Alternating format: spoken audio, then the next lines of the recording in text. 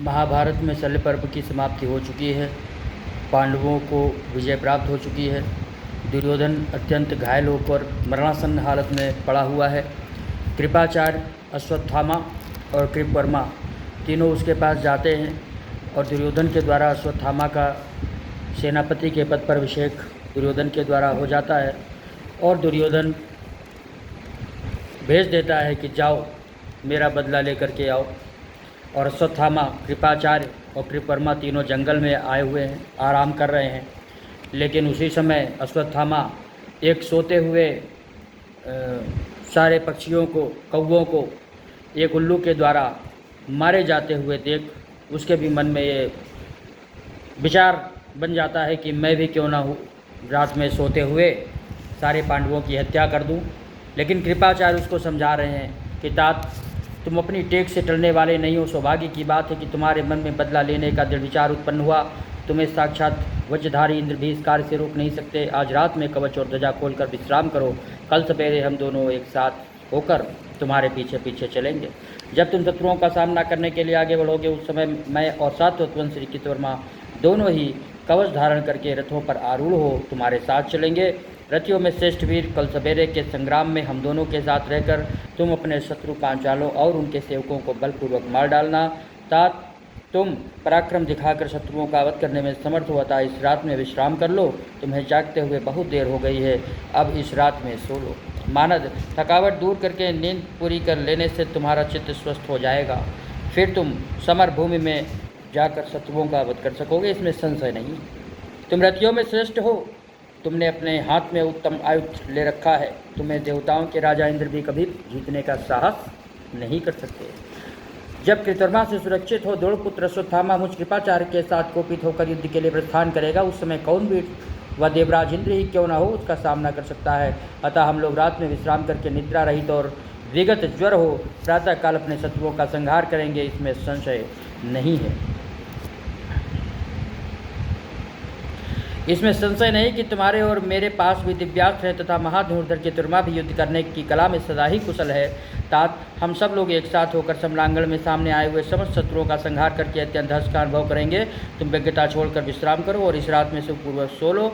कल सवेरे युद्ध के लिए प्रस्थान करते समय तुम मेरे जैसे नरश्रेष्ठ वीर के पीछे शत्रुओं को संताप देने वाले हम और कृतवर्मा धनुष लेकर एक साथ चलेंगे। बड़ी उतावली के साथ आगे बढ़ते हुए रथी अश्वत्थामा के साथ हम दोनों भी कवच धारण करके रथ पर आरूढ़ हो यात्रा करेंगे।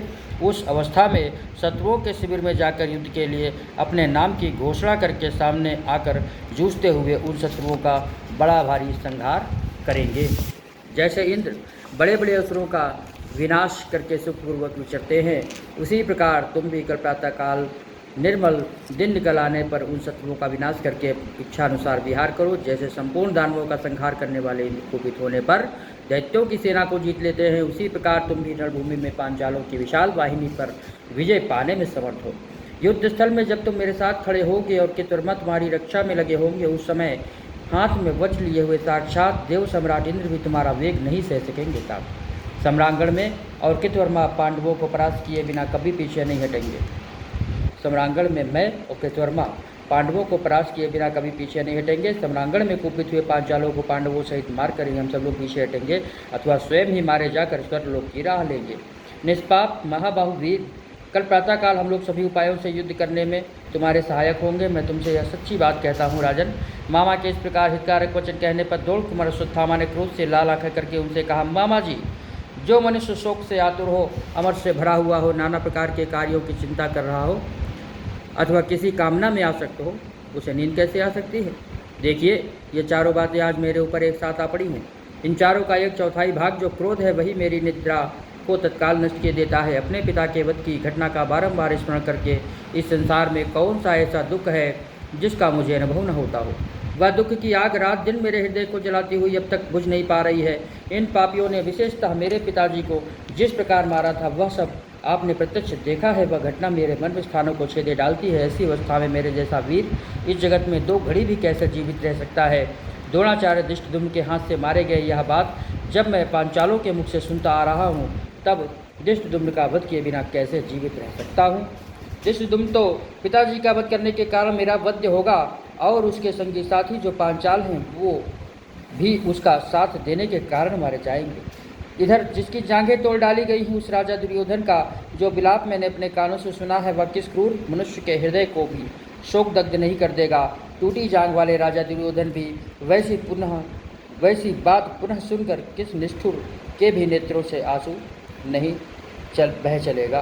टूटी जांघ वाले राजा दुर्योधन की वैसी बात पुनः सुनकर किस निष्ठुर के भी नेत्रों से आंसू नहीं बह चलेगा। मेरे जीते जी या मेरा मित्र पक्ष परास्त हो गया, मेरे शोक की उसी प्रकार वृद्धि कर रहा है जैसे जल का वेग समुद्र को बढ़ा देता है। आज मेरा मन एक ही कर्तव्य की ओर लगा हुआ है, फिर मुझे नींद कैसे आ सकती है और मुझे सुख भी कैसे मिल सकता है। सत्पुरुषों में श्रेष्ठ मामा जी, पांडव और पांचाल जब श्री कृष्ण और अर्जुन से सुरक्षित हो उस दशा में उन्हें देवराज इंद्र के लिए अत्यंत असह्य और अजेय मानता हूँ। इस समय जो क्रोध उत्पन्न हुआ है इसे मैं स्वयं भी रोक नहीं सकता। इस संसार में किसी भी ऐसे पुरुष को मैं नहीं देख रहा हूँ जो मुझे क्रोध से दूर हटा दे।